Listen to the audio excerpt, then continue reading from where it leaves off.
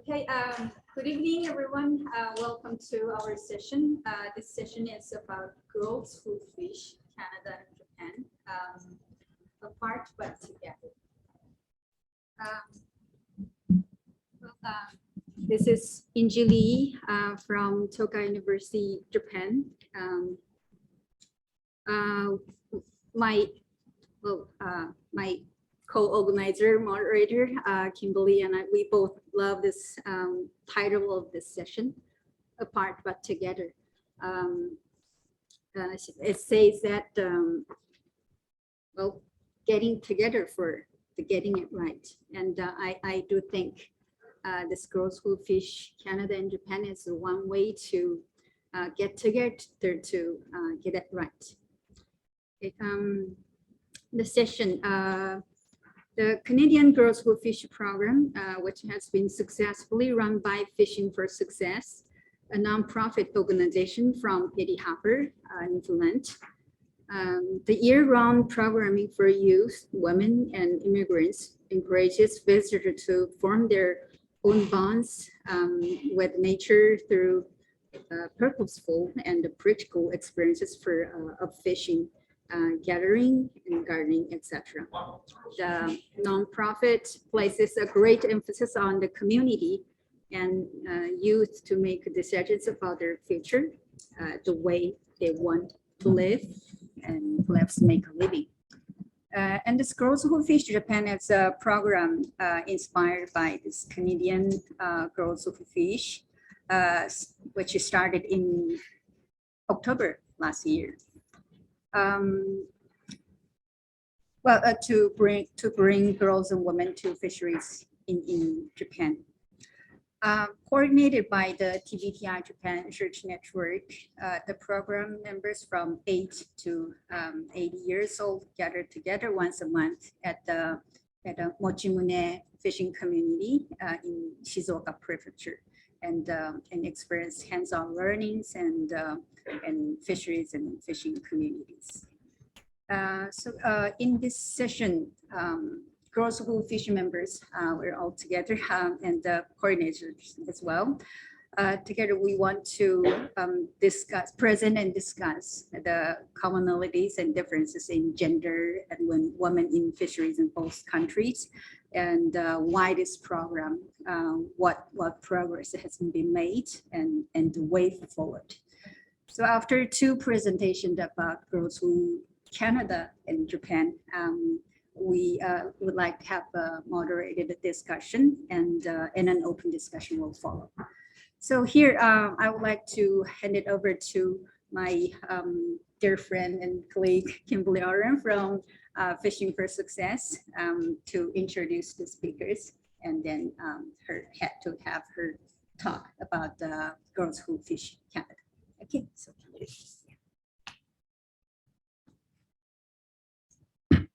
hello, everyone, and it's evening here in St. John's, Newfoundland and Labrador, and welcome very much. We have with us today 3 young women who are members of Girls Who Fish at some time. Some of them have been founding members, some are current members, and some are have been actually studying the program. So it's, I think what we'll do, since we have to play magical musical chairs, I'll introduce them here to those people who are present in the room. And then once we start the question session, then we are going to play musical chairs so that you can actually see them at home if you're watching on Zoom. And so we have with us today Jennifer Brenton, who is a PhD candidate at Memorial University. And she is a Girls Who Fish member in Canada. I love calling it Girls Who Fish Canada. It started in Petty Harbour, Newfoundland and Labrador, but now that we have a program in Japan, it's Girls Who Fish Canada. And so she's also observing Girls Who Fish with an academic eye. And then closest to me is Megan Meadus, and she helped me co-found the program as a Canada Summer Jobs youth and also as a commerce student at Memorial University. She now has her own business, The Guided Spirit. She's a Reiki practitioner, and she now lives in New Zealand. So I'd say that she definitely has her own spirit and has launched into the world. Jasmine Paul at the very end is a commercial fish harvester herself with her family in Placentia Bay in Newfoundland and Labrador. She's a Girls Who Fish Canada volunteer and also volunteers for Fishing for Success. So these are the young women that we're going to be hearing from following my presentation about the original program, and then also following my dear friend Yinji Lee's presentation about the program that she's adopted and taken to Japan. So let's just go right into it. I'm a former high school science teacher, and I was as happy as a bug in a rug teaching right here, electron configurations. I could have chatted about them all day long. The interesting thing is I don't have any pictures of myself in the classroom because really, I don't know, kids, I don't know what they were doing, but there it goes. But I'll tell you what, I have lots of pictures of this kind of teaching outside, all senses engaged. And no matter what I was teaching, somehow I got the kids outside. And this is where the real learning occurs. So I started to think about, what are our youth facing today? Now, this really is placed in Newfoundland and Labrador youth, but there are also some very commonalities, the ideas about nature deficit disorder that have been put forward by Louvre, biophobia, by E.O. Wilson, and videophilia. Our kids are all plugged into those electronic screens. This creates that no sense of place, lack of identity.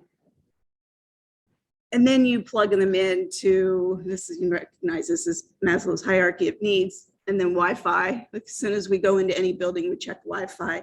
This is further disconnecting our children from place and displacing their identity, because that identity to this place is no place.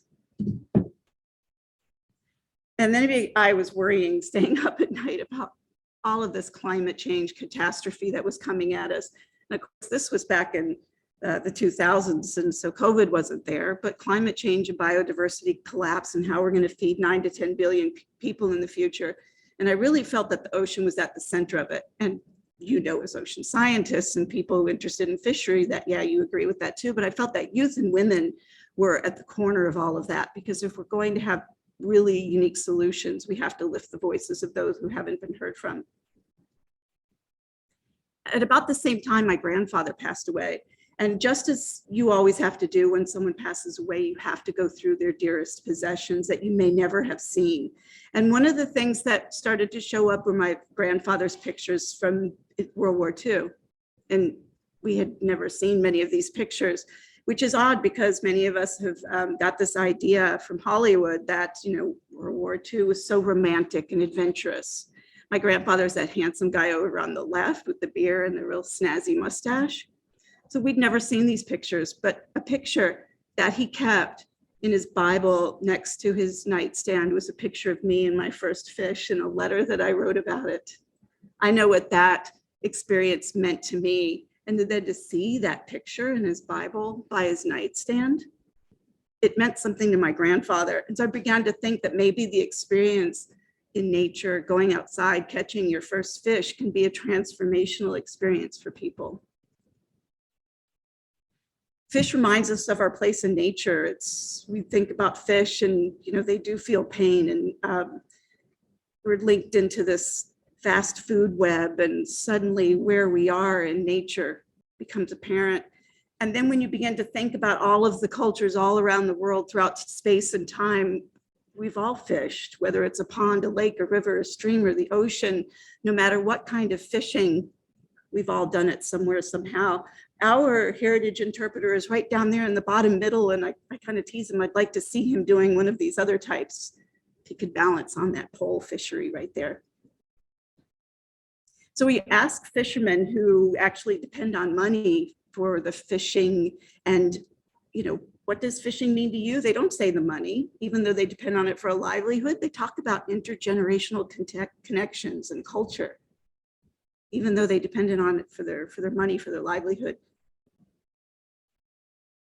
So I quit teaching, went back to grad school in fisheries and aquatic sciences, bought some land out in the middle of Petty Harbour, and started a nonprofit to teach kids to fish. And my idea, I was going to teach every kid in Newfoundland and Labrador about their fishing heritage, no matter what child or what their ancestors were, and connect them to place, help them conserve, protect their natural home. I don't know why I couldn't convince politicians to fund this. I don't know. They didn't want to put kids in little boats out in the middle of the North Atlantic and give them sharp knives to cut out cod tongues. But anyway, the best thing came out of that, because we're now a social enterprise and our revenue stream is tourism. What a great ambassador program. So from people of Irish ancestry to people of Syrian ancestry, what joy on their faces as they participate in our tourism programming. And you look around you and you see, where are the women participating in fishing? And so many of us have seen this illustration before. Women aren't in places of leadership and policymaking. Yay, they're down here in conservation and rooting us on to make a difference, but they're not in the places of making policy. So, what does fishing mean to you? And what does success mean to you? If we view those two words through an eco-justice lens, we have to change what we define those two words to mean. And so what you're looking through here is the lens of a cod's eyeball, right? And it turns the world, Petty Harbour here, upside down and around. So thinking about what fishing means to you or what success means to you. So Girls Who Fish program is a response to the many inequities in fishing that we see.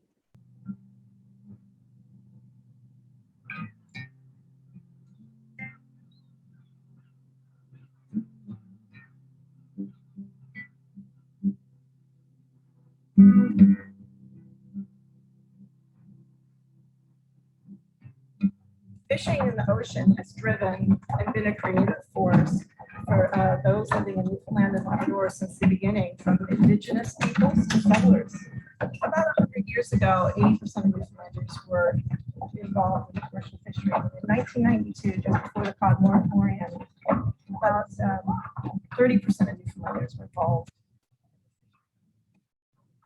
Today, it's less than 2%. How is that story going to continue if less than 2% of us are involved in it? So that's why I'm doing what I'm doing. Accessible and inclusive to as many people as possible.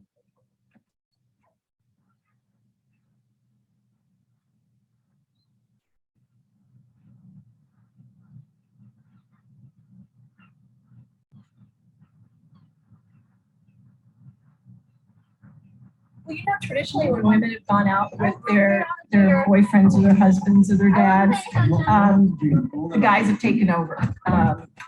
Take the fish off the hook, put the worm on. And so when women are among themselves, they have to learn to do it themselves. And so then that gives them really a sense of accomplishment, independence, and empowerment. But if we're talking about professional fish harvesters and people actually on the water, only about 20% are women. I think that's where the joy comes from, is finally getting to do it yourself.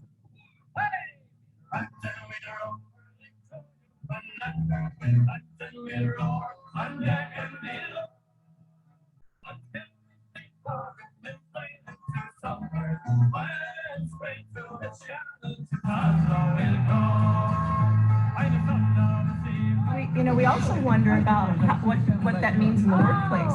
If you're not stepping forward when you're going on a camping trip, are you stepping forward at work? Are you letting the guys take over at work also? That's a good one. My third. Hey, we need to get a kind of hook for you, so that's bigger. If I'm putting the fish down and then I'm grabbing the hook near the top. Like a little bit better.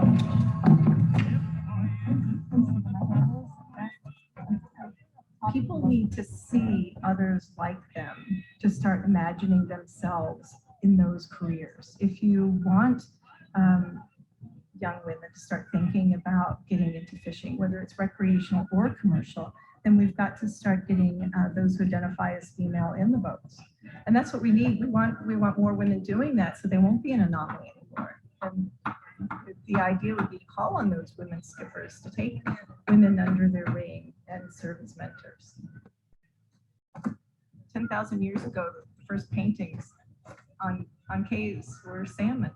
And so why are we leaving out so many groups of people from this activity that has driven human creativity and imagination and even exploration? So we're really missing out on a lot if we're not encouraging the young humans behind us to get out on the ocean and make that part of their exploration too.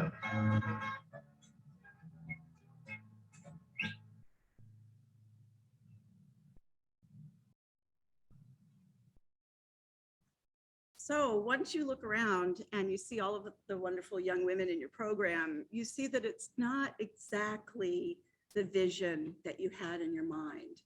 Because as much as you adore all the young women that are with you, they don't look like the community that you imagine for the future. So feminism has to be intersectional. And how do you do that? How do you invite, because I invited women into the space. So how do we make sure that it's welcoming for all women? So partners are very important to our programming. So forming partnerships with those nonprofits that are like-minded and have the same vision that we do is very important. And one of our best partners is First Light in St. John's.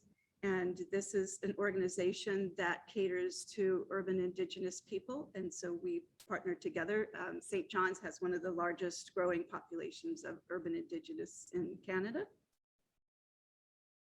And want a truly equitable fishery, make the space welcoming for newcomers. One of our programs with Association for New Canadians is called Women Sharing Heritage, or WISH. And young women bring their children, and you can see all of us sitting down in a circle taking over the fishing shed, which has generally been a male space.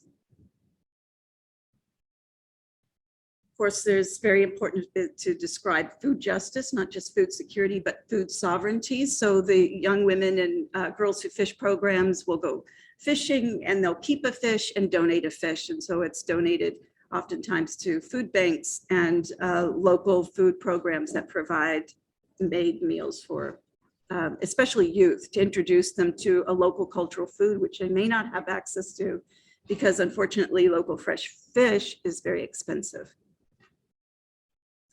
Also, advocacy work is very important to provide young women the opportunity to speak and promote their thoughts on the, on this concern of being able to have access to fishing and to be able to, well, exactly that. So this is some of the, and one of the most thoughtful and person speaking about that is Jasmine, and she's here today. I know, follow her on Twitter. She's amazing. And you can see that our space tells our story too. And so this is very important that we talk about getting everyone in the boat. So this is our Pride dory that was launched 2 years ago, and the Pride colors on the outside, the trans colors on the inside, and it's wrapped in black and brown. And so this also is a physical reminder to us about how everyone should be around the table making policies, decisions about fishing, about the ocean, and so room for everyone in the boat.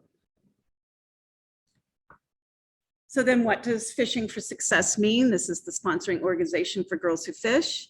This is, we're a nonprofit social enterprise, and we transmit the intangible cultural heritage of Newfoundland and Labrador's family fishery. We advocate for a sustainable and equitable small-scale fishery that can combat climate change and contribute to food sovereignty through better local seafood access. We're a registered Canadian museum and registered with the province of Newfoundland and Labrador, and we're a certified Newfoundland and Labrador tourism operator. And what inspired you? Those of you who are here today, what inspired you in your interest in science or fishing? It may have very well been your first fish. And this Twitter tweet from Natalie Panic. She's a space engineer working on Canada's space arm. And she credits fishing as a young girl as sparking her interest in science. So we don't know where fishing will take a young person. And so just saying that the experience of fishing only leads to commercial fishery the only part, of course, is an incorrect statement because even commercial fishing is important, but to say that it's going to just be fishing is not a true statement either. Fishing is so much more than fishing. So then I think back on my first fish and how proud I was to be able to bring home something to eat. It's a really small morsel, but it meant so much to me. And then I think of this young girl participating in one of our programs, and she's got her little bag of fillets here, and you can just see in her face.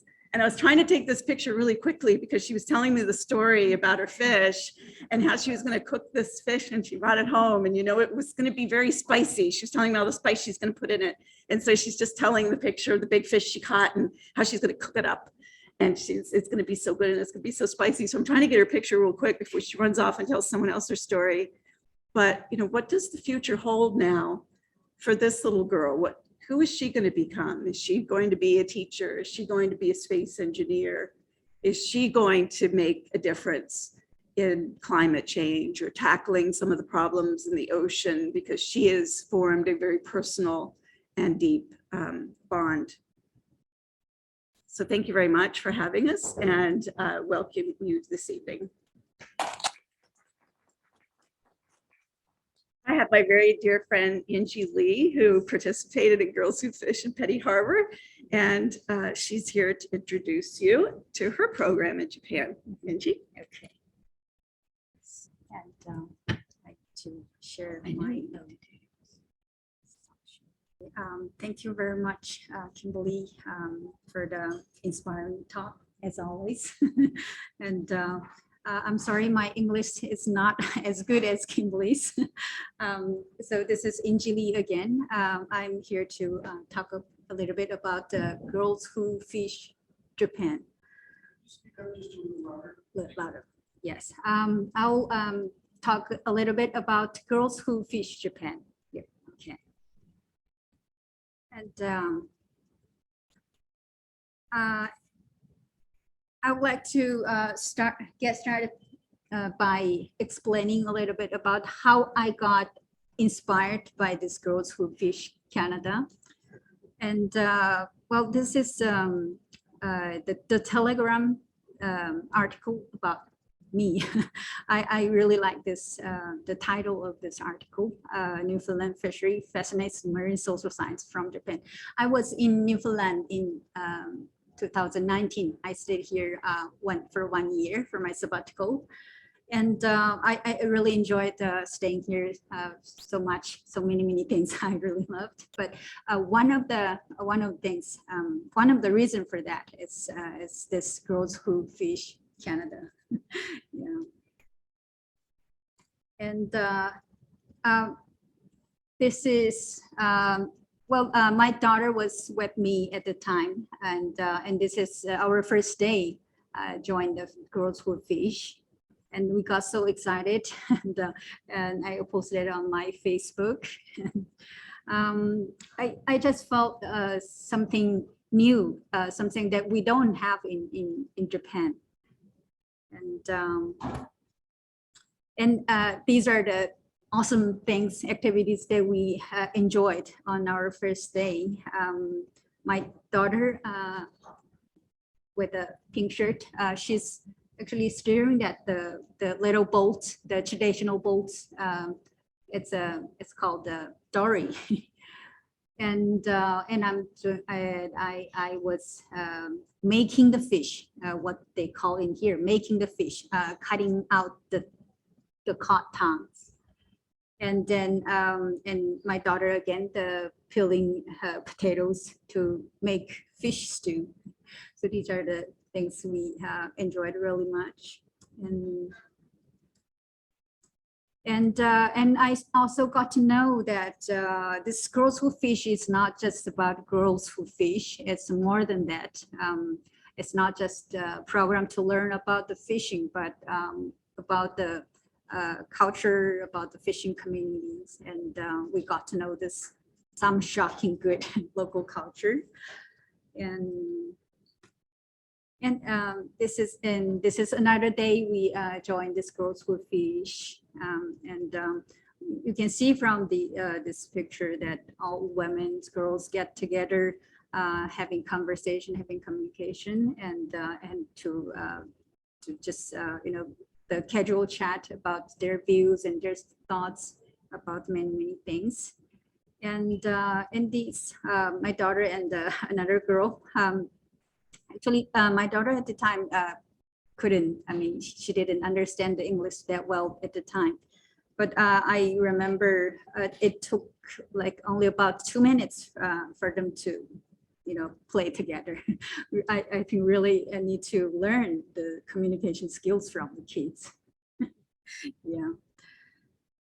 And you can see who enjoys the program the most. Every time on our way back home, someone snoozes in the car. Yeah. And I think maybe from the first time we joined this program, I always thought we need this one. We need such kind of program in Japan. And why is that? And here are the some just examples why we need that this program in Japan.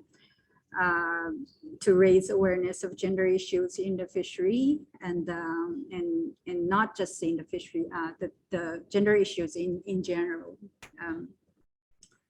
And in Japan, we don't have many programs that dedicated to women and girls, and so such a program can deepen women's relationship with nature and community, and learn about the community, not just the fishing. And through the program, we can find a solution to successor shortage problems, which we have in Japan, in Japanese fisheries. And I think such a program can also contribute to the community revitalization as well. So when I went back to Japan, I started talking to my friends, colleagues, and people around me, to the government officers, and and people loved this idea, and this is photo that the local government officers that visited my office, and we had a little meeting about the schools for fish for the just preparation for the program. And again, they love this idea, and they were very supportive. But just one thing in our mind is that we know that it's a good program, but how would the fishing communities or the fishers think about this? Because we need to start things from the scratch, and this can be a big burden for the fishers and fishing communities. So we had this concern, and I started talking to the fishers and communities as well. And luckily, one of the fishing communities in Shizuoka Prefecture, Mochimune, the fisher leader in that community, he was very supportive and saying that, yeah, let's do that, let's do it together. And Mr. Saito, Mr. Saito, he's the kind of fisher always talks about it's an era where the fishers it's an era that fishers should, it's like in past time, fishers just need to worry about catch fish from the sea, from the ocean. But now it's not enough. Fishers need to do more. They need to also gain the skills to sell the fish, the marketing skills as well. So Mr. Saito is a kind of person always had this advanced ideas. Yeah. So that's how we started Coral School Fish Japan. It's set in Mochimune, a fishing community called Mochimune, well known for its whitebait fishery in Shizuoka in Japan. And this is a few photos of the community, the Mochimune station, the train station, and fisheries cooperative building, and brand new the cooperative run market, and the whitebait fisheries, the fishing boats. And we had this at the plenary session today. We had this keyword about connection, and I do think this Growth of Fish Japan, led by TBTI Japan and the Fisheries Cooperative, but supported by various organizations, networks, groups. So this is another important connection. And this is Growth School Fish Japan members. Currently, we have 20 people, 20 girls and women in the program, and a few more photos how we do it, how we run this program. Hands-on learnings, and every time, we're trying to have this hands-on learnings and interactions with to have some interaction time with the fishers and fishing people. And it's gradually, I feel that this program is getting social attention. So a lot of news articles and TV programs, were reported about this Growth School Fish Japan. And and this is the end of my talk. And I wish we could connect Japan to the members to this session, but since the time difference, it's like 5 a.m. in the morning. So instead I brought a video to show a video. Hi, my name is Ami. Cheer up, please. Cheer up.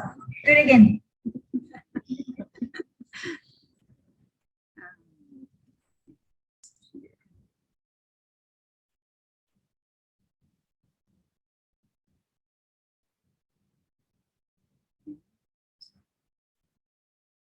Start. No. Yes, go. Hi, my name is Ami. Okay. Hello. Hello, my name is Saki. Good, thanks. Hello, my name is Shigeko Masui. Hello, my name is Kana. Hello, my name is Tomoko. Nice. Hello, my name is Yuna. Good. Hello, my name is Susan. Thanks. Hello, my name is Miyu. Thank you. Hello, my name is Haruka. Hello, I'm Yukino. Hello, I'm Masumi. Thanks. OK です。こんにちは、増井しげ子です。私がこの会に参加するきっかけになったのは、リタイア後の仕事に就いた水産関係のお仕事に就いてからです。現役時代は全く違う職種の業務をしていたので、新しいことをやりたくて水産体系についています。また20年ほど県外で静岡の良さを再認識いたしました。戻ってきてからは地域貢献をしたいと思っていたので、しらすが大好きなこともあり、持宗漁港のこのイベントに参加しています。仕事柄水産関係のニュースをよく聞くので、問題がいろいろ山積みになっていることを少しずつ、理解をしているのですが、一般の、方々がそういった問題があること自体を知らないということが多いと思うので、今、友達から少しずつ地道に、そういった水産に対する問題点や課題などを、共有しようと試みているところです。以上です。お願いします。こんにちは。私は広瀬かなです。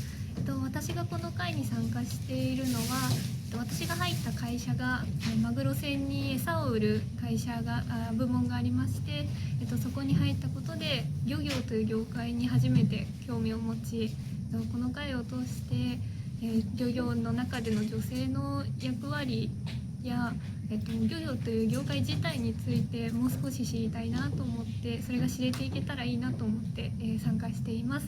これからも私自身にできることですとか、女性がどうやって動いていけるのかということを考えていきたいと思っています。こんにちは、ともこです。私がこの会に参加させていただいたのは、小さい頃から海の近くで生まれて育って魚をたくさん食べて、そして海の恩恵もたくさん受けてきましたが、最近その海の景色も変わって心配なことばかりで、もっともっと海を楽しめたらいいなっていうふうに思って参加しているのですが、時々ニュースでブルーカーボンですとかそういうこともね耳にして、もっともっと詳しく知りたいなと思って参加しています。こんにちは、村岡美優です。これに要する女子ジャパンに参加しようと思ったきっかけは、主に大学で海洋関係を学んでいる中で先生の授業を取っていった時に、先生にこんなものがあるよって紹介されたことがきっかけで、もともと港町って言っていいのかわからないんですけど育ちなので漁業に興味があったので、この会に入ろうと思いました。今後の展望として個人的にはなりますけれども、漁業に女性がどう関わるべきかとかをもっと考えていけたらいいなと思っております。ありがとう。ですか？ Hello, my name is Miki Jitsuishi. Call me Miki. 今日は友好漁業女性部からこの会に出席しました。普段の女性部活動の説明を皆さんに聞いてもらいました。ありがとうございます。Okay, then so that was about girls who fish Canada and Japan. So we have 3 young women to speak to this evening about Girls Who Fish Canada and their experiences. We just heard from Girls Who Fish Japan and why they joined Girls Who Fish. So here in St. John's, we're going to play musical chairs. And so Megan Meadus. I introduced Megan to you earlier, and Megan Meadus helped co-found Girls Who Fish very early on in 2016. And so I'm just going to duck out of the chair and let Megan come in. And then Megan, we'll have a little chat. Gorgeous. Oh, a lot of chords. I know there's a lot of chords. You don't see that off screen. There's a lot of chords here. All this technical stuff. And so Megan, why did we need to co-found Girls Who Fish? A lot of reasons, really. But I feel like what really sparked it was I was actually Kimberly and Leo's first employee at Fishing for Success, and we quickly started to understand that we had a lot of common values and interests and kind of that love for fishing as women.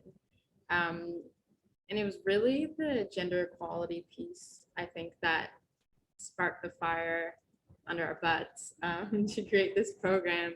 I've grown up fishing my whole life, and my family actually owns a hunting and fishing store, and I worked there for a few years throughout high school, and I've had a lot of experiences, just conversations with usually older men coming in and saying, you know, stuff like, how would you know that? Like, you're a girl. And people would actually say that. No, they didn't, Megan. It's like, it's crazy to think that people actually would say that, but they would. So after having a lot of those experiences, I created a thick skin and I knew how to deal with it. But what we realize is, like, if you're a woman who's just getting started and maybe doesn't have all of the knowledge in fishing, if a man or a older person were to say that to you, they may not have the same thick skin as I would, and it may discourage them from getting to know the heritage of fishing. So I feel like for me, the program was really about sharing the knowledge and wisdom and helping empower other women to feel as confident in their capabilities so that, you know, they can go out and be proud of their heritage here in Newfoundland and really feel like they're part of that, without feeling as, you know, getting that imposter syndrome of like, oh, I don't know anything. Because, you know, it's once you get out and start doing it, you catch on to it quite quickly. So yeah. Thank you. Thank you. So did you find that your experience with Girls Who Fish helped you moving forward with the guided spirit that you founded in New Zealand, or any of your, because that's a pretty big step, moving from Newfoundland and Labrador to New Zealand? Yeah, the reason I actually moved to New Zealand is because I wanted to really get into fishing over there. And I will admit, I didn't actually stay as involved in fishing once I got over there. It's much harder when you haven't been, you know, going to your specific spots that you've gone to your whole life. I do still fish every now and then, but I guess when we started that program, Girls Who Fish, I was really able to get a feel for leading, you know, and teaching and all of that. And in my business now, I'm a holistic healer doing energy healing. And I recently got my master's, so I actually teach people that practice now too. So I feel like the skills that I learned from kind of, you know, creating that program with Kimberly and creating that space has definitely helped me in my career today, for sure. Thank you. Is there anything else you want to share? If you haven't been to Petty Harbour, definitely go fishing because it is a dream. Thank you. Yeah. Amazing. Awesome. Cool. Thank you, guys. You. Jasmine. Yeah, I'm gonna get Jasmine. Okay. Darn it. Come around this way. Yeah, come on around. Watch the cords. So this is Jasmine Paul. She's a commercial fish harvester with her family in Placentia Bay. And I met Jasmine on Twitter. Yeah. And she was actually helping to defend a comment that was placed on the social media on Women's Day, International Women's Day, about encouraging people to get the girls and women in their lives in the boat. And I guess we got mansplained on that comment about fishing is hard. Yeah. And so Jasmine came to the defense of that comment right away. And so she started posting on that Twitter comment that Fishing for Success made about encouraging girls and women in your life to get in the boat. She started posting pictures of herself crab fishing. And so immediately, you know, of course, I reached out to Jasmine to say, you know, I want to talk to you. I'd love for you to volunteer. What's your story? And so Jasmine, tell me about what being a member and volunteering for Girls Who Fish has meant to you. Yeah, well, first of all, like the interaction on Twitter was really nice because like I do have a long family history in the fishery. I'm actually 5th generation fish harvester in Placentia Bay, and my mom started fishing in 1997, and my nan and a lot of other women in my family have always been active in the fishery. So for me, it was like not strange at all to come across this organization promoting women in the fishery. And yeah, I was quite upset about this comment because it suggested as though putting women in the fishery made it like a game or fun or like it wasn't serious, and that's just obscene and not true, because women have always been very active and important in the fishery, especially in Newfoundland and Labrador, and I'm sure everywhere else as well. So yeah, Kimberly got in touch with me through the Twitter thing, And so I came to Petty Harbour and I went to the Girls Who Fish program, which is on like 2 Sundays a month. Yeah.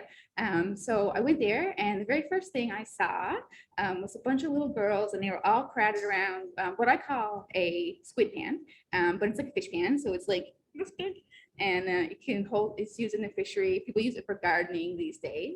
And so inside the fish pan was a bunch of lobsters and all the little girls were there and they were like, ew, ew, ew. And they didn't really like want to interact with the lobsters. They were afraid of them. They didn't want to touch. And so I went over and I said, well, hey, what have you got here? And I started like taking the lobsters out and being like, this is the tail, this is the head, the antenna, this one's a male, this one's a female. And then we went and did the rest of the program for that day. And then about an hour later, when we got back to the stage, all the girls were all playing with the lobsters and they all had them all named and they were like taking them out of the crate and putting them on the ground. And like that experience for me, just like to show those little girls that like, they don't have to be afraid. Like they can touch that animal. Like, you know, it's okay. Like you can be brave and you can get involved. Like that was just tremendous. It's a really touching moment. Give me a second. But like in a personal kind of way, like I had been, I guess, sort of disconnected from my heritage for a little while because I left my hometown and moved into the city to seek work and go to university. So when I met up with Kimberly, I was still in university. So I got involved with the program and it helped me like really reaffirm and take my place. Like there's a lot of times I felt like, well, maybe I shouldn't speak up about a fishery issue because like, who am I? But like being with Fishing for Success and with Girls Who Fish just made me realize that like, yes, this is my place. I know what I'm talking about. I belong here. And I went out and I snatched it. So I continued on with university and then I started building a boat through MUN. You can build a boat at MUN, true. And I guess like through that experience, my parents asked me to join them under Enterprise, which I had done in the past. But not for a while.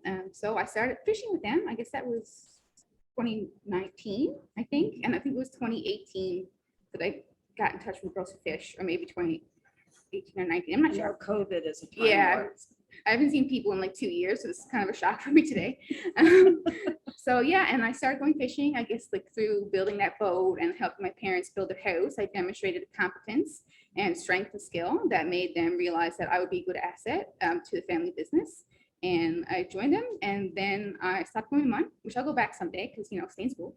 But then I moved out to where they live and I've been out there for 2 years now. So that's how I became in the fishing career and how I got involved with Girls Fish. And so what kind of other gender inequity issues have you noticed since you've been fishing? Well, within my family, it's not too noticeable, I guess. So I guess I'm just used to our family dynamic, and it's always been my mom, us 3 daughters, and then my dad. So there's always been like more women around.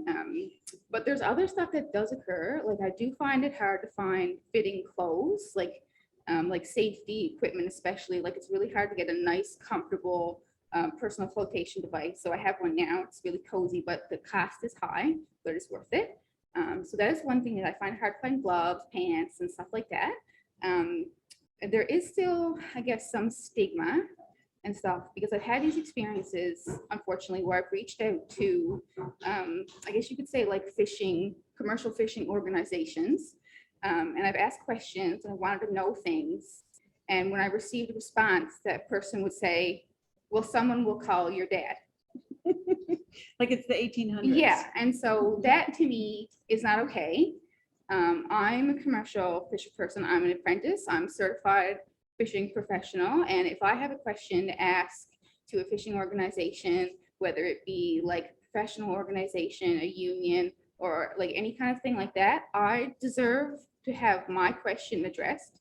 I don't need someone to go through my dad. It's not his question, you know, and if he knew the answer, I'd ask him or something, you know. So that kind of stuff still happens. And unfortunately, I do predict it to continue to happen for a while. But I must say, I do see a lot of women around where I fish in Arles Cove. One of the very first people that I met when I started out a couple of years ago was a woman. Like she opened the truck door and she's like, "You're cold." And so she called me out and started dressing me up, getting all my stuff on me. And like, I'd never met her before, but she was the first like professional fish harvester that I saw outside my family on that very first trip 2 or 3 years ago. So there are a lot of more women in like the commercial fishery, and they're even becoming more and more women skippers. So that means they own the enterprise, they own the boat, and they're the boss. And that's hopefully where I will end up. I'd really like to take over my family fishing enterprise and like make it more like a small scale, a slower fishery that responds to poverty, food security, and the needs of community, like filling bellies, not like getting dollars. Thank you, Jasmine. I'm gonna stop now. No, that's perfect. That's an awesome way to end. Okay. Thank you so much. All right, I can stop. Yeah, Okay, future's thank definitely you, bright. everybody. Bye. Thank you.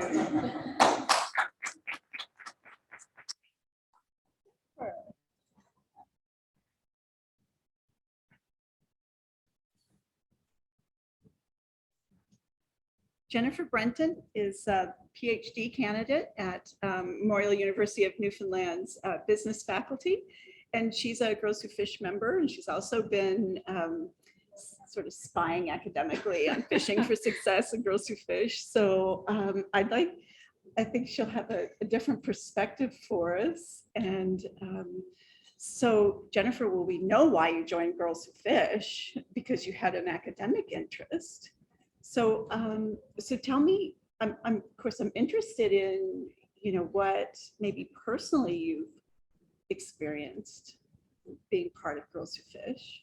Yeah, so I mean, for those who are in the room or joining online, yeah, I'm a PhD student, and so I was invited to study Fishing for Success under my co-supervisors at MUN.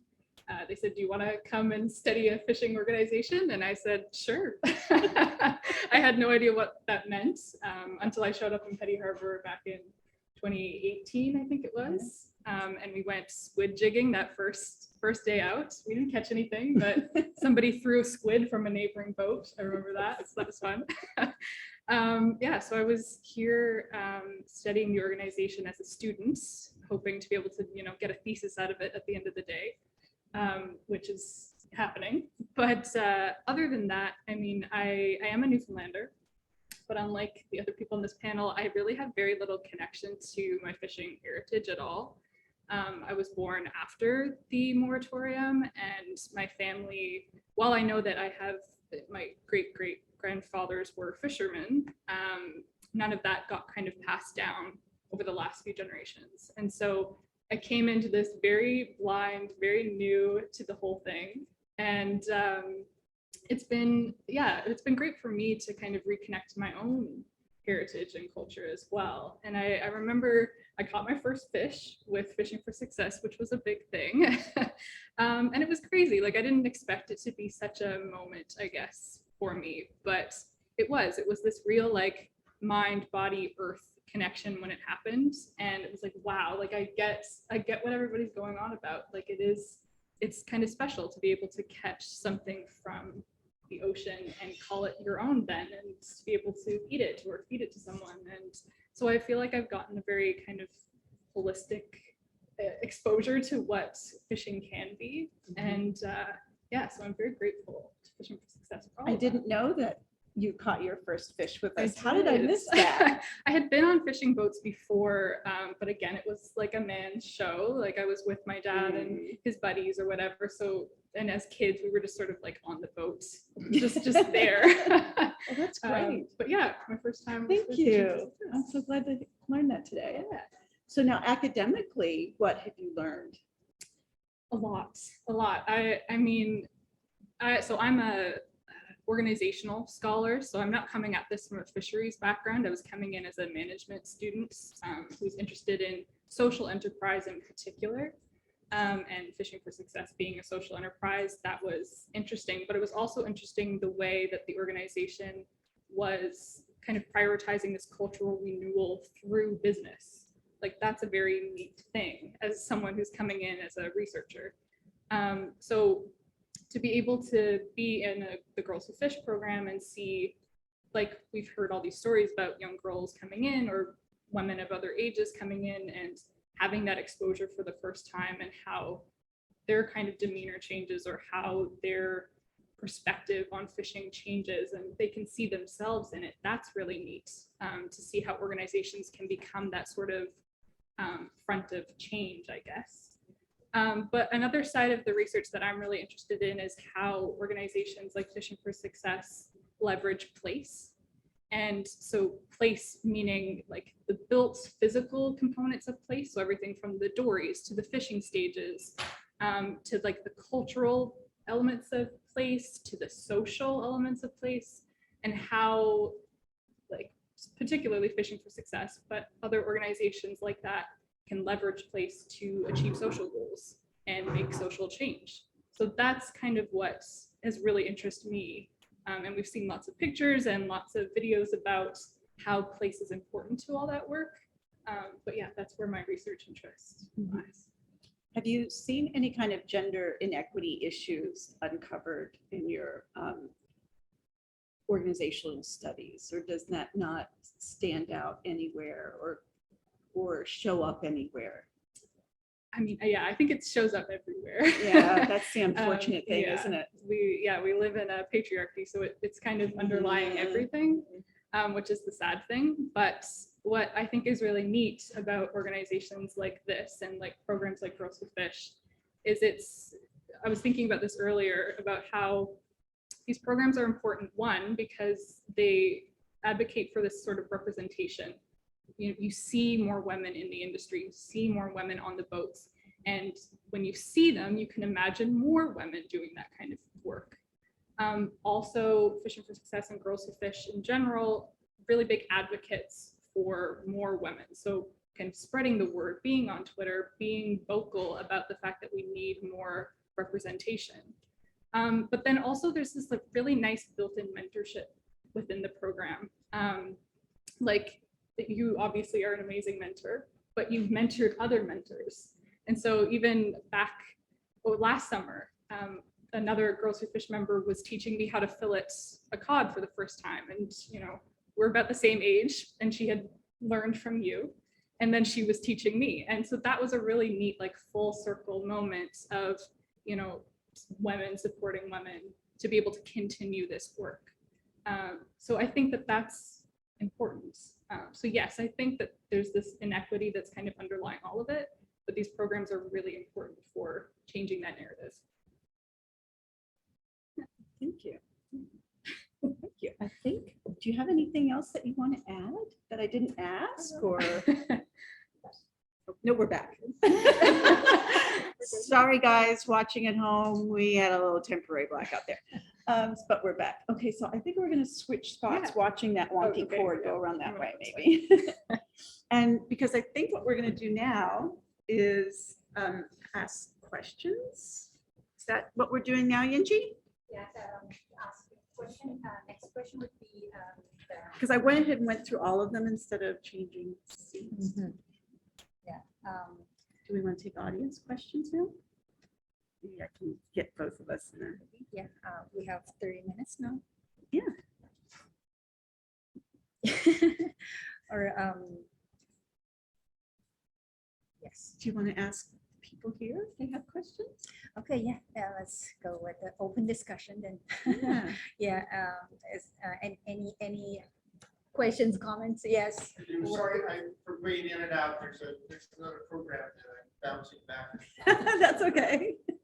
This is really joyous. Thank you. Thank you.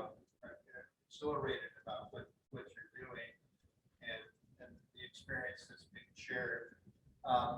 And I encourage you also to, if you have a poetic or even a creative writing bone in your body that you just want to express, because it's just even what you've expressed, go to fisherpoets.org.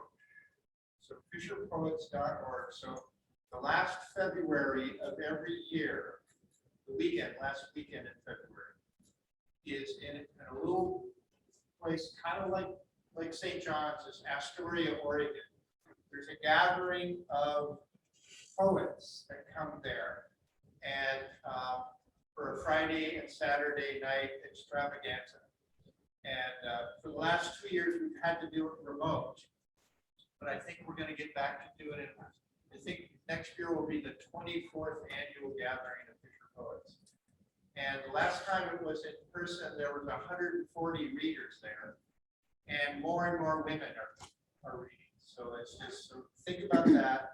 And because what happens is when you're chosen to be a reader, you get to read on a Friday night and a Saturday night in one of 7 different venues, because they have 4 readers every 15 minutes in 7 different venues. So it's just wonderful like that. So and we need more, you know, it's just great to have more women come and share. Absolutely, thank you. Yeah. So the question is, so I fished in Alaska, and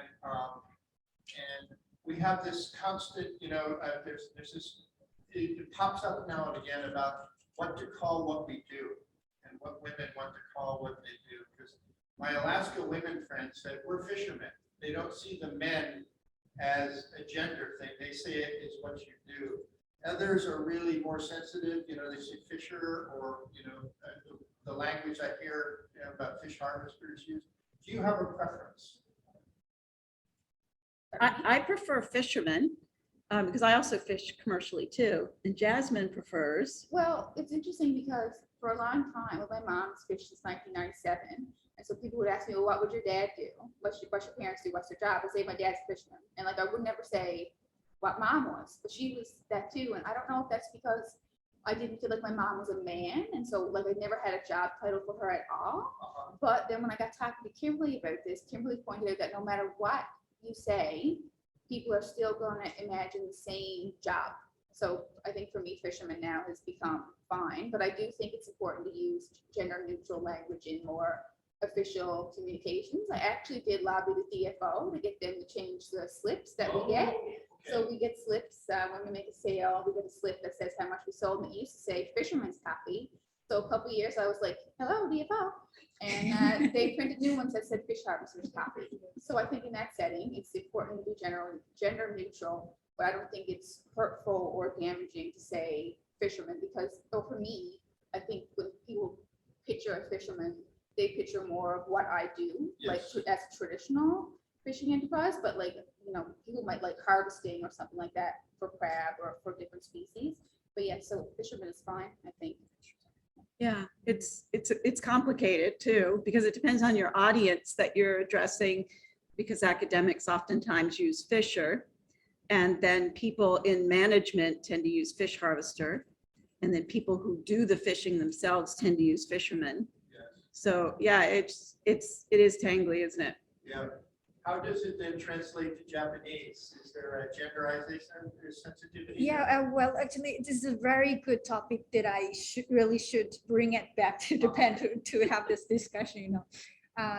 Well, in Japan, we usually fishers just mean the men fishers, right?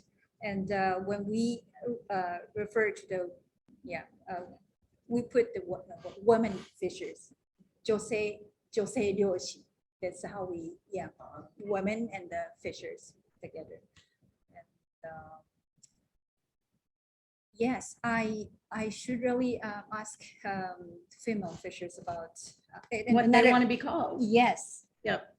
And you see another word, the female fishers. We have female fishers and fisher women and the fisher harvesters. So yeah, because fisher is also a weasel-like animal, so it's kind of like that. I want to be called a weasel-like animal. Yeah, thanks. Yeah, I know. Also, there's 2 sisters. They call themselves the Salmon Sisters. So do an internet search for that. They fish in Alaska. Yeah. And they sell fish and they sell all kinds of stuff. You know, they're just exuberant. Yes. You know, just Yeah, absolutely. And it's just joyous for me to see so many women skippers. You know, they're running their boats, getting all women crews going on. It's just Getting started. Absolutely. Thank you. And lastly, and then I got to go back to catch the last here, that Kimberly, I really appreciate, you know, your pathway and your trajectory, you know, and your belief in experiential education. I think that's something that we're so missing now, as you noted, stuff like that. So thank you for a great example. Thank you. And it shows. Yeah, thank you. Good. All right, thank you. Yeah, Thank you. absolutely. Thank you. Thank you so much for coming too. Yeah. Yeah, thank you. Yeah. Any other questions? Jack's there.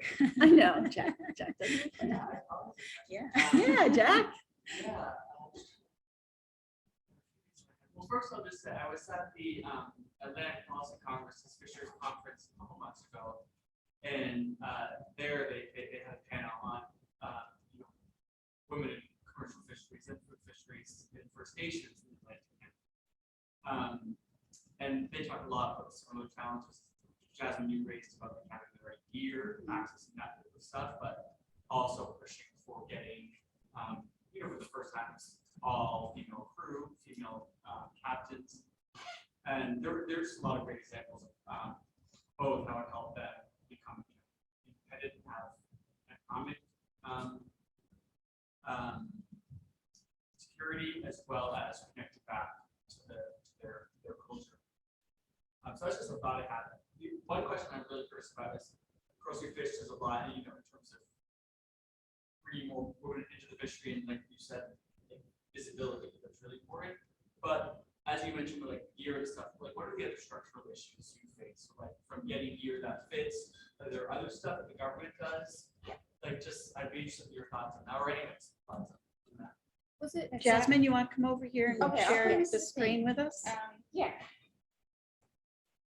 Here I am at the thing. Brilliant. So there was a group at MON in the 90s. Was it Safety Net, or was it like Barb Meese was involved? And Yeah, and Nicole she's still working Power? on it. Yeah. So I actually came across that work when I was studying my undergrad at MON. And so what they talked about there were a lot of things that were reflective in my mom's experience. So when they started the professional certification, the way that you obtain that certification is still prohibitive to many women, where women are traditionally the primary like caregiver, like homemaker.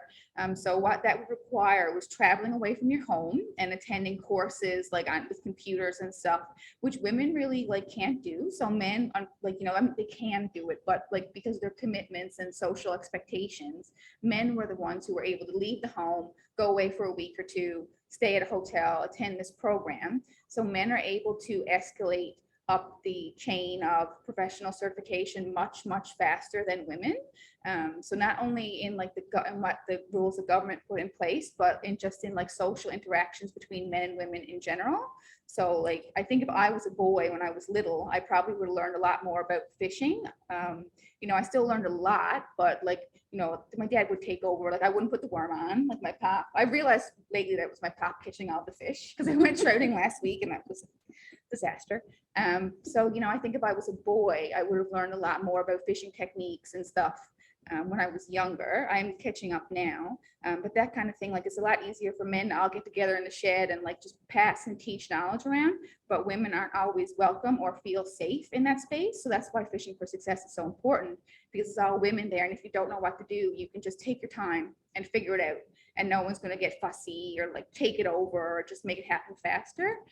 So I think that's the biggest ones, like the way that the professional fish harvester certification is put together. It like, you know, it really doesn't take into account barriers that women faced into getting education and getting it at home and stuff like that. And then also just the social structure of men and women in general. So, you know, there are barriers that she was talking about. In addition to that, you know, you have to get 5 years of sea time if you want to work up to the point where you could actually buy a fishing license.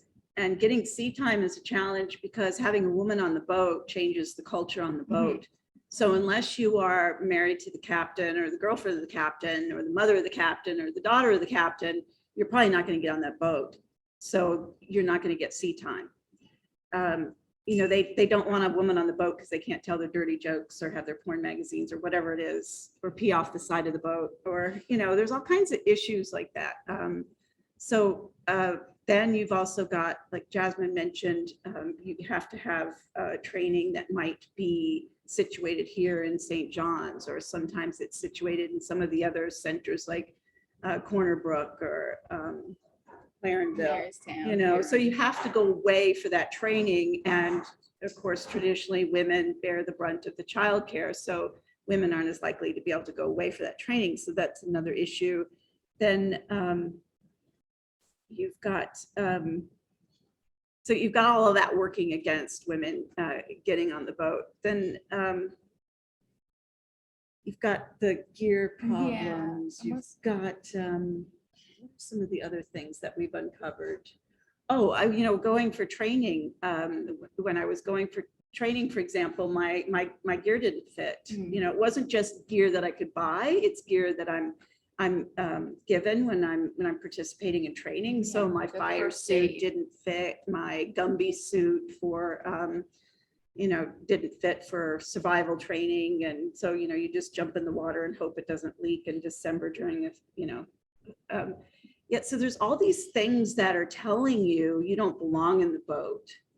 And so you're having to fight against that continually. And so if to keep at it is tough. And there's no targeted programming, or at least none that I was made aware of, like funding, or here's a special spot for you, or here we'll help you get sea time because here's a boat that will take women, or none of that. And I got to the courses, and I'm sitting in person in the courses, and I didn't see any women teaching any of the courses. So I'm in a room full of men with courses being taught by men. And so there was nothing, I was, again, of course, I was sort of kind of used to it because I taught chemistry. So I had studied chemistry. So I was kind of used to male dominated fields. But if you're someone who's not used to that, it can be very discouraging. And so there's nothing being done to change that. So I equate that to, and having this teacher background, I've seen it. We look around and we think, oh, we need more women in computer industry. We need more women technologists. We need to fix that because we look at our society and it's about 50-50, and it's not like that in technology. It's, 10, 20%. So what do? We have targeted STEM programming in our schools. We have things like Girls Who Code, for example. Do we have any programming like that for fishing? Now, granted, yes, fishing is in Newfoundland and Labrador, only 1% of people are involved in the fishery. But as I pointed out in my presentation, just because we're talking about introducing people to fishing doesn't mean they're going to grow up to be fishermen. They could grow up to be space engineers. That spark is going to send that person in any direction, and you don't know what it is, but it's going to be something deep and personal and really transformative. And so we've got to provide that spark, and what they do with it is up to them. But not providing that spark is the problem, and that's where we are right now. We're not providing that spark, and so we really need to get young people back to the water. And the Girls Who Fish program is an important way to do it. And so we need to figure out how to do it and to start these programs in every community and all around the world, and reach out to other programs that are doing this and start forming networks so that we can strengthen one another and support one another. The women in trades, Fish Harbour saying fishing is not considered a trade. So whenever there's a women in trades event, like, we are never invited to participate. And I really wonder why that is, because like I went to do textiles in trade school. So why is crafts trade, but fishing is not a trade? And I don't think that the answer is simply like shift fishing just all to formal education, because it's just not possible, because you need informal knowledge of your area that's going to pass down from your family. But I do find it interesting every year when there's women in trades events and no one's invited Girls Who Fish or Fishing for Success, or like there's nothing there about the fishery, because it's still a trade. You do technical, like physical work, you deal with tools, you solve problems, you build stuff. And sometimes you have to build it like right then and there, something might break. You have to do like mechanics, you have to know how to repair diesel engines. Sounds like a trade to me. Yes, that is a trade. And so I've always wondered, why is it that, we're encouraging women to get involved in construction, which is a typically male dominated field, but so is like the fishery. So why are we not a group together? Like, why aren't we all workers, all women workers together, like in solidarity, kind of like labor movement, like situation? So that's another thing.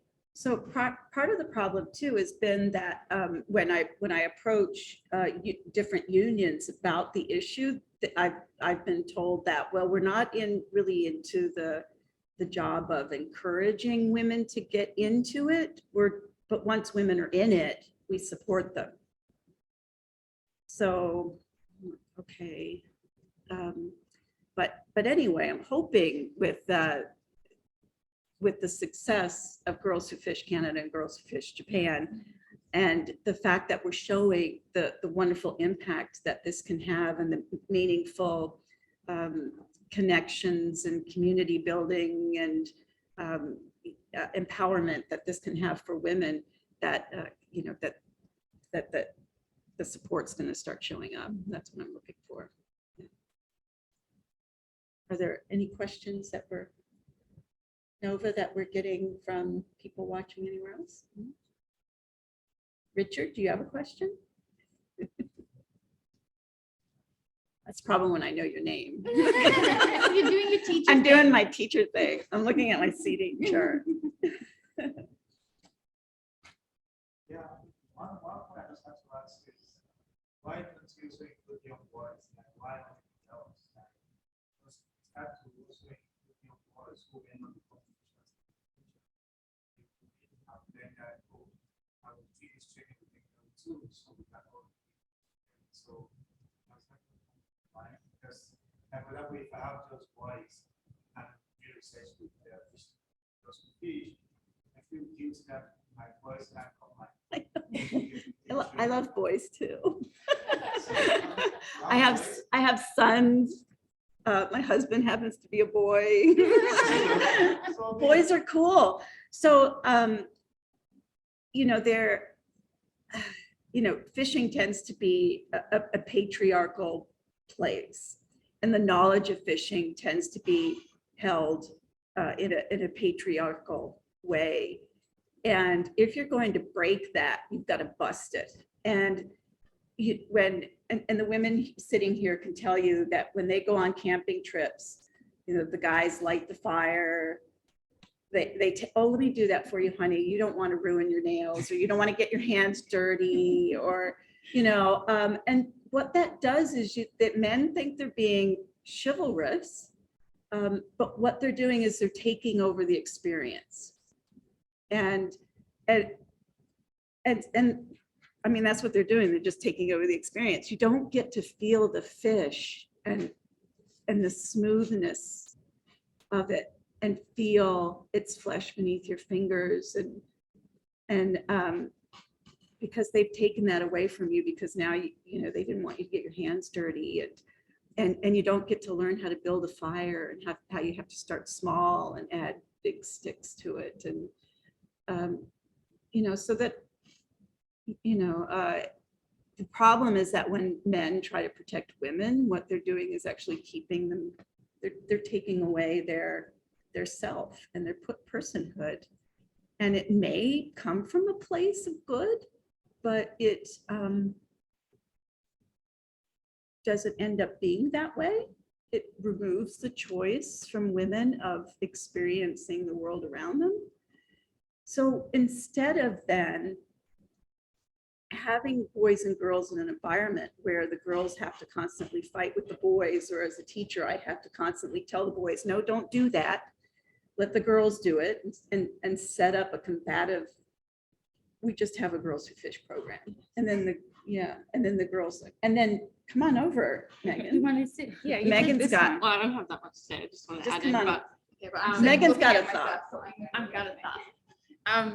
And just adding on to that answer, I think we're here talking as Girls Who Fish, but Fishing for Success actually has heaps of programs for at-risk youth, both male and female. We do.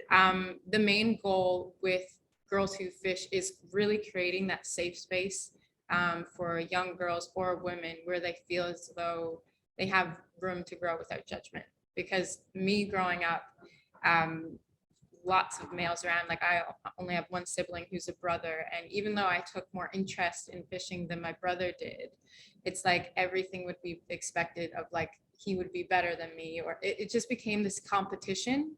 And by removing that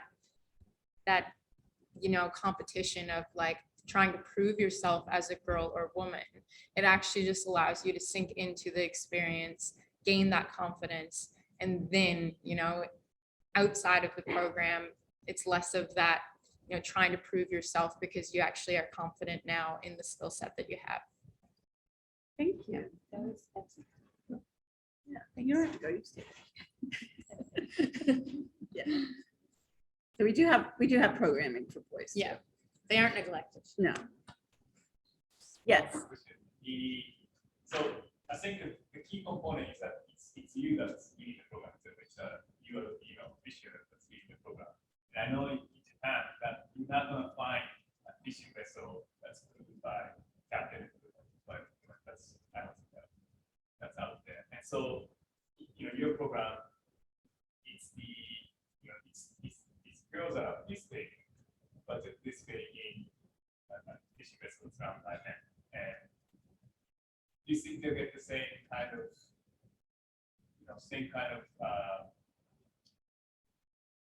inspiration of being on a boat that's very fun, And so how can we do that? What can we do to change that? Keep running Girls Who Fish Japan programs. Because you won't find, like I work in Japan, but you won't find So I'm going to build just a little bit. We have Leo, and I think you saw him every now and then. Yeah. So as I mentioned, it's a lot of patriarchal knowledge that you're trying to move over into women's field. And so we joke sometimes that it's Girls Who Fish in Leo. And one of our youngest members, Olive, she started when she was 4. Yeah. And she would joke that when we had enough knowledge, we were going to throw Leo out of the boat. And then she would go into fits of giggles. And that really is a really deep, valuable thing too in itself, is that you have men who are willing to give their knowledge and step out of the way. Making space. Yes. Yeah, like really that's what I think is the men have to step aside and make that space. Like it's okay for women to go and try to like nudge their way in there, but we really need allies and men to be like, hey, come on in, welcome to the boat, let me teach you. And I think you'll see that cultural shift worldwide gradually. I know in Korea, there happens to be a lot of women fishers. I've read books about that. That's pretty cool. So maybe you might find over time, like people in Korea might get in touch with people in Japan, and like maybe they'll be talking to the men and be like, hey fellas, put them in the boat. So I think, yeah, just keep doing your program. Like, Japanese, I mean, we have a lot of negative things about, gender issues in Japan, but we gotta stay positive, right? And actually, there was a fisherwoman who joined the Asia Pacific Conference, and like in Japan, people usually, the fishers usually don't consider their daughters to be their successors, and we have this serious successor shortage problem. So it's very ironic, but there is a heartwarming story. Is that this fisherwoman, she became a fisher, and she mentioned that her father, the first thing that her father did it to her is that to build a toilet on the boat. My dad just built one too. Yeah, and it was very great. heartwarming stories. That's wonderful. Yeah, and we hope to see more and more such kind of stories. Yeah, through this, the efforts they were making. You don't know what a toilet on a boat means to a woman. It's a big barrier. It is. That was like the #1 barrier we probably forgot to mention. It. Yeah, like in our open speed boat, there's no option for a bathroom. So like Dad will usually have to go into the shore, and I'll have to climb off the boat, go find a bush, and then try to get back into the boat. You actually go on shore? Yeah, I got a beach. I call it Jasmine Peed. Jasmine's Peed Beach? Yeah. We named the beach Jasmine's Peed. Yeah, so he'll bring me into shore. So I don't know. I don't want to like hang over the side of the boat or anything like that. I think we may be ending on Jasmine's Peed Beach. Oh, no. We're coming up on 7:30, Jasmine. Okay, all right. I should have told that story, but I did. Sorry, world. But toilet on the boat is very important. And I think we should have mentioned that access to comfort. And you'll find that in the trades, in other trades as well, like construction, porta potties. Jasmine's going to stop now. a small houses in the port area too. There are small houses for men fishers, but yeah, in future I want to see more, for the like a houses for fisher women. And I think the wonderful thing about it too is you saw the picture that Yinji Lee put up that where she was in the conference room and it was herself and 5 men. Yeah. And she got their support to start her program. So that speaks to We're having movement. men support women, I mean the girls who fish Japan. Yes. Yeah. Okay. So it's a time. to I'm end going our to session. bring Yinji Yeah. on in to say goodbye. Thank you, Megan. Yes. Yeah. Thank you so much, everybody. It's wonderful to see everybody here. Yes. Thank you. Thank you so much. It's I think the Japan program, it's currently it's run by, the TBTI Japan Research Network, but in the future, I really want to see more Kimberly and her husband Leo in Japan. I want to see fisher women to run this program, such kind of program. And yes, a lot of things we are hoping for. And and we will continue running this program and continue making our efforts to building forward better. Okay, so I guess, we will end our session here. Thank you so much for joining us today. Yes, okay, thank you very much.